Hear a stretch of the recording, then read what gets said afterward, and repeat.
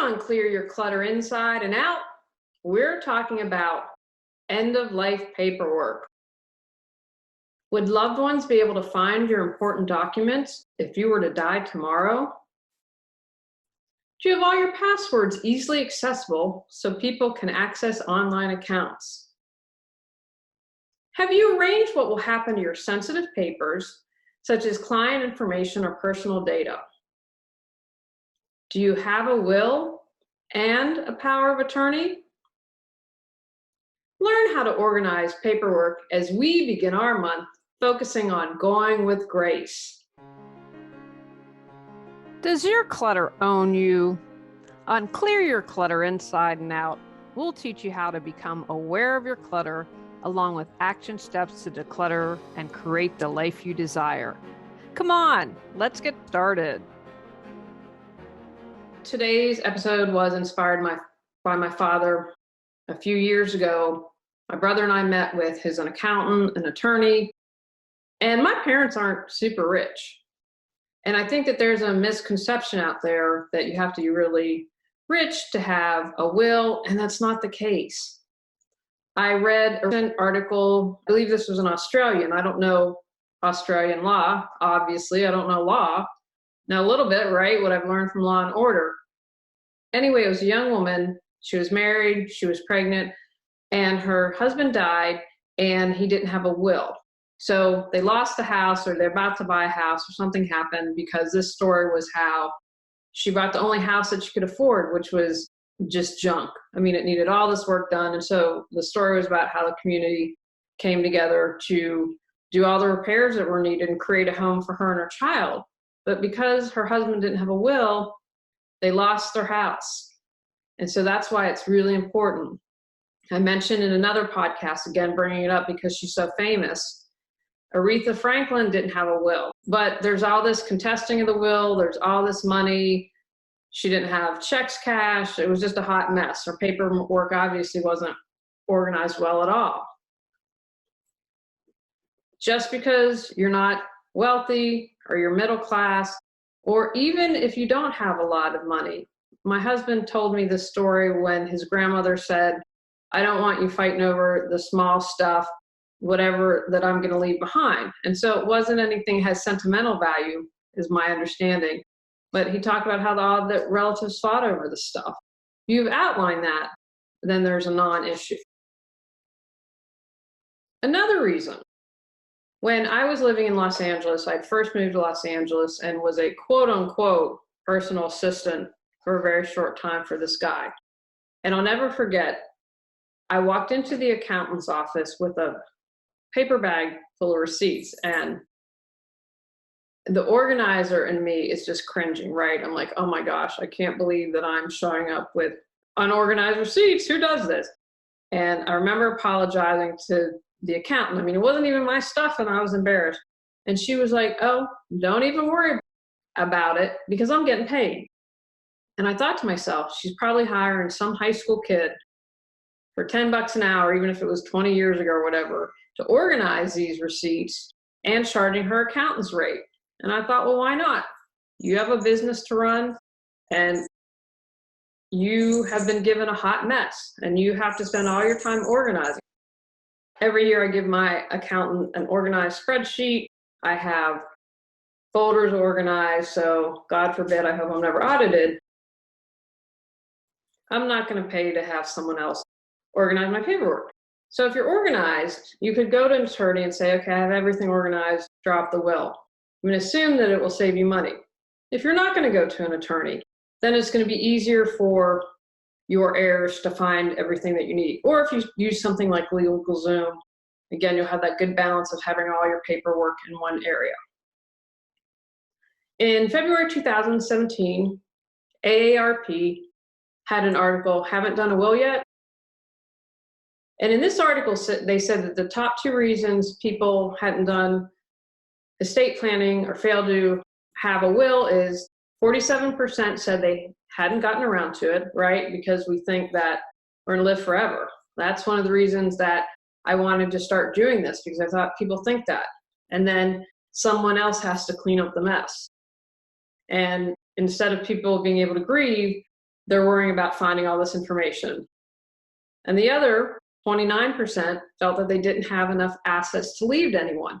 And I mentioned that at the beginning. It doesn't matter. You have something, and if it's important or value to you, you want to be able to designate who you want to leave that to. Again, I don't want the government to have my stuff.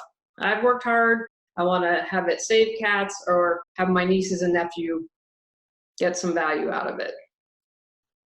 This same article found that only 4 in 10 American adults have a will or living trust. Now, 81% of those aged 72 or older, and 58% of boomers aged 53 to 71 do. So as you get older, people are like, get near the end. But again, I'm 50 and I've already seen more friends than I've wanted to see pass. So I'm going to encourage you to do that. In August 2017, NPR did a little show, Many Avoid End-of-Life Care Planning, study finds. Even though advanced directives have been promoted by health professionals for nearly 50 years, which that really shocked me. I was surprised that they've been promoting that long. Only about a third of US adults have them. People with chronic illnesses were only slightly more likely than healthy individuals to put their wishes down on paper. Of the nearly 800,000 surveyed, 37% completed some kind of advanced directive. Of those, 29% completed living wills, 33% filed healthcare proxies, and 32% remained undefined, meaning the type of advanced directives wasn't specified or was combined. People older than age 65 were significantly more likely to complete any type of advanced directive than younger ones. 46% of older people versus 32% of those who were younger. But the difference between people who were healthy and those who were sick when they filled out the directive was much smaller, 33% compared to 38%. And I just share those statistics. You're not alone. Again, we never know when our numbers call. This topic's important to me because when you've accepted death, you can live your life fully. This is why I have concentrated my business now on life coaching and end-of-life planning and organization, because I want people reawakening their brilliance. I want people following their passions. And the biggest fear for just about all of us is death. We know it's going to happen. I believe in reincarnation, although I'm tweaking that with all the quantum physics things that I'm reading about everything going on simultaneously. But once we've accepted death, we can live our life fully. And so having these conversations, and my hope also with this month's episode and the work that I do is to open up conversations if you're caring for someone that's elderly. I have had friends that they haven't known anything and their parents have passed, and it's added more stress to their grief. And it's a subject that sometimes is avoided a lot. My father, it appears from just what I read among friends, is in the minority about having these conversations with us. I'm so grateful though, because again, we will be able to spend our time grieving instead of finding out all this stuff and where it's located. Another thing that's great about having these conversations is that you can make sure nothing's missing. When we had the initial conversation with my father, we're like, well, what does mom want to do with social media? What about anything online? That's something that you all need to address. So it allows you to ask questions, get clarification, and make sure you have everything covered. Feel stuck, but have no clue what you need to do to move forward? Would you like to feel energized and excited every day? Are you ready to create the life you desire? Julie Coraccio supports you in finding the answers within and then taking action to make changes happen. Visit reawakenyourbrilliance.com to learn how Julie can support you with life coaching. Today, we're going to talk about paperwork. This is by no means a comprehensive list. I don't have enough time to do podcasts on this. It would be hours and hours. So this is to get you thinking, to get you started, to get you moving in the right direction. These are different categories that you might want to consider. just a few examples. Again, this is what I view the start of the conversation. So some of the areas where you might have paperwork. Legal. So that's going to include obviously your will, your power of attorney, and things like certificates and trusts. You may end up setting up a trust in addition to your will. My understanding, I think I read somewhere that Aretha Franklin had a child that was disabled or autistic or something like that and had set up a trust for that child. Health. That could include living wills, end of life care, and I really encourage you to think that through. There is a great documentary on HBO. I have the resource on my website, and it's about different ways to die. I think Tony's probably going to choose the space option. I have no idea how much that costs, and I thought the green burial looked kind of cool. And how do you want your physician orders for life-sustaining treatment? That's called a POLST document, POLST. I don't want to suffer and suffer. Pull the plug when we're ready. So those are the type of health documents you'll have. Finances, a big one, because you're going to have to get all that taken care of. Bank accounts, insurance, monthly expenses. What if you have stocks and bonds and get a monthly deposit from them? You're going to figure all that out. Pets. You listened for a while, you knew that this was coming. But I see so many pets that the owners don't have a plan for, and so they're scrambling and they're left at the shelter, or they're just thrown outside, or they're left to die. So I'm really going to encourage you, think about your pets when doing your planning. Funds for them, how they'll be distributed, who is going to take care of them.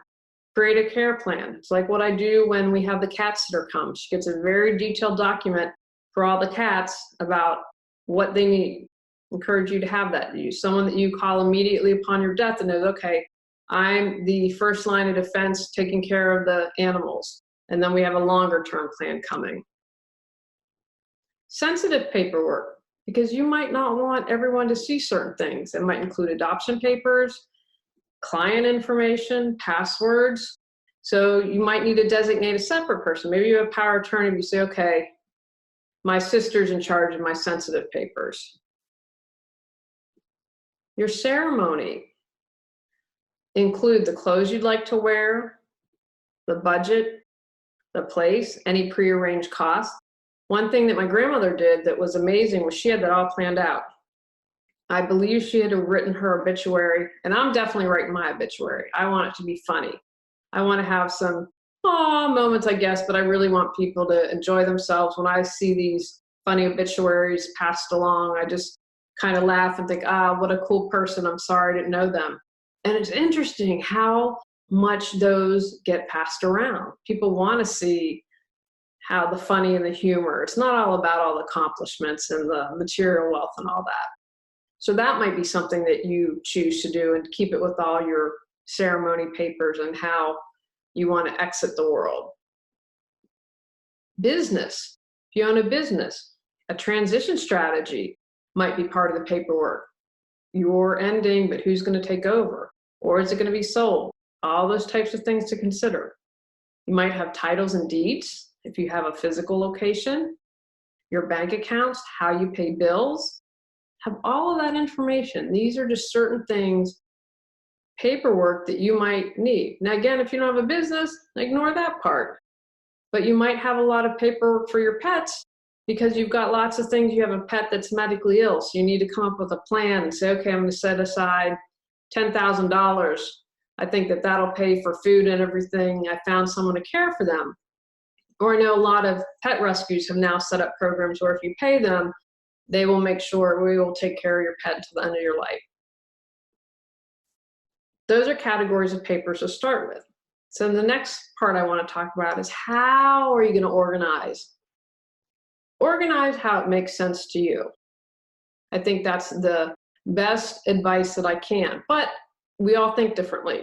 The example that I like to use is I file people in my phone by first name.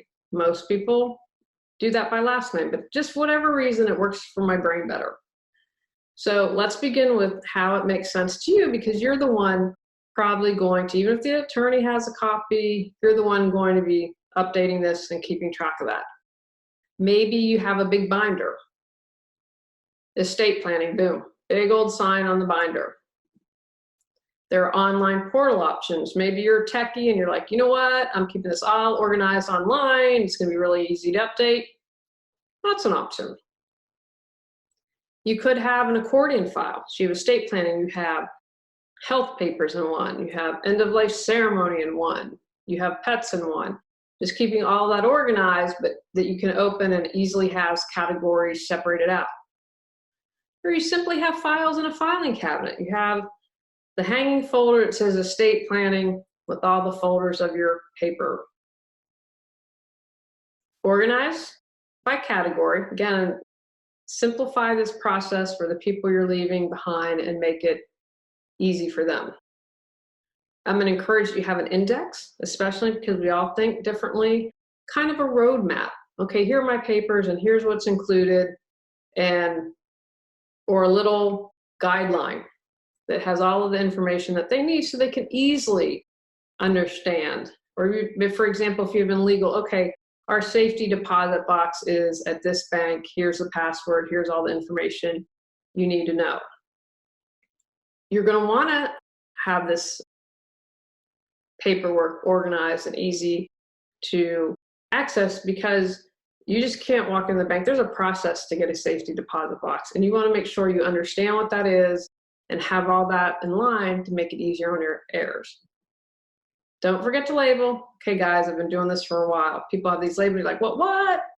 Can't read it. So make sure that's clear. If you're going to invest in a P-Touch, now is the time. Just make it easy for everyone to read. And then finally, you're going to want to make sure your lawyer, power of attorney, sister, wife, sibling, whoever the important people are, that they know where they can find your important papers. You have an online portal. Okay, everything's here. Name, here's the link, here's the login, and here's the password. It's in drawer number 2 of the file. Have all of it, they know where they can access it. And I encourage you in general that you have a copy, perhaps keep a copy in your safe. What's another, if you have a safe, what's the combination? Keep it in the safe, keep it in a deposit box, give a copy to the power of attorney. I would encourage you to definitely, with your power of attorney, if there's someone else that you really trust, I'd encourage you to make sure they have a copy as well. Take actions from today's podcast. Determine categories of important paperwork. Gather all your important documents. Create a system to organize your paperwork. Have an index for all your records. Label clearly. Tell people where your important documents are located and how to access. Provide copies for your power of attorney or other important people. Go out, clear your clutter to create the life you choose, deserve, and desire. Clearing your clutter allows you to share your gifts with the world. Get your free self-assessment to discover your clutter priority at reawakenyourbrilliance.com. If you've enjoyed Clear Your Clutter Inside and Out, please rate, review, and share us.